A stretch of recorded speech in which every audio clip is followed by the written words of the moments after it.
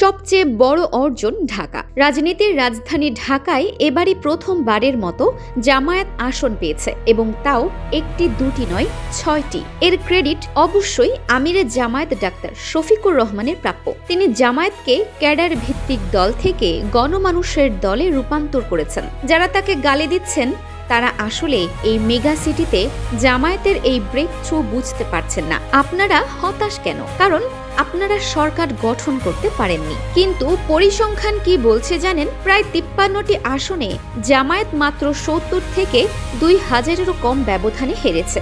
এর মানে কি? এর মানে হলো জনসমর্থন 50-50।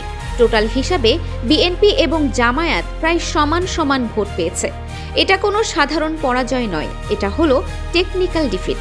এই যে বিপুল পরিমাণ পপুলার ভোট, এর প্রভাব কোথায় পড়বে? এর প্রভাব পড়বে উচ্চকক্ষ বা নীতি নির্ধারণী পর্যায়ে।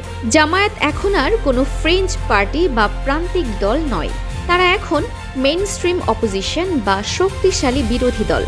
বিএনপি চাইলেও এখন জামায়াতকে ইগনোর করতে পারবে না। এখন প্রশ্ন হলো, জনসমর্থন থাকার পরেও জামায়াত কেন ওই ৫৩টি আসনে হারল? উত্তরটা খুবই সোজা। রাষ্ট্র ক্ষমতা কেবল নৈতিক অবস্থানের ওপর নির্ভর করে না। ক্ষমতা নির্ধারিত হয় সাংগঠনিক দক্ষতা, কৌশলগত প্রজ্ঞা এবং কার্যকর রাজনৈতিক মেকানিজমের সমন্বয়ে। জামায়াত ঐতিহ্যগতভাবে আদর্শ নির্ভর রাজনীতি করেছে। তারা ভেবেছে আমরা ভালো, তাই মানুষ ভোট দেবে এবং সেই ভোট বাক্সেও উঠবে। কিন্তু বাস্তবতা হলো বিএনপি জানে কিভাবে পলিটিক্যাল ম্যানেজমেন্ট করতে হয়। তারা বোঝে ইলেকশন ইঞ্জিনিয়ারিং কি, নির্বাচনী অনিয়ম প্রতিরোধ, প্রশাসনিক পক্ষপাত মোকাবেলা এবং রাজনৈতিক দর কষাকষির কৌশল। জামায়াত উচ্চ নৈতিকতা ধরে রেখেছে আর বিএনপি মাঠের কৌশল প্রয়োগ করেছে। রেজাল্ট, বিএনপি প্রায় ২১১, জামায়াত ৭১। যেসব আসনে জামায়াত ৫ থেকে ১০,০০০ ভোটে এগিয়েছিল সেগুলোতে হঠাৎ পিছিয়ে গেছে।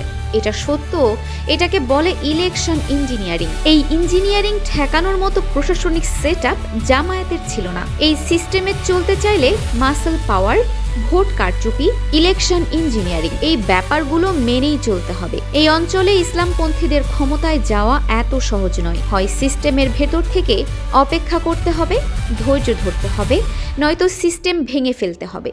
কিন্তু বাংলাদেশের বর্তমান বাস্তবতায় সিস্টেম ভাঙা সম্ভব নয়। তাই আমাদের কৌশলগত বাস্তববাদ গ্রহণ করতে হবে। ডাক্তার শফিকুর রহমান যা করেছেন তা ইতিহাসের পাতায় লেখা থাকবে। তিনি জামায়াতকে খাদের কিনারা থেকে তুলে এনে পার্লামেন্টের শক্তিশালী বিরোধী দল বানিয়েছেন। এখন কাজ হলো সিটি নির্বাচনের জন্য রেডি হওয়া, ইউনিয়ন ভিত্তিক সাংগঠনিক কাঠামো গড়ে তোলা।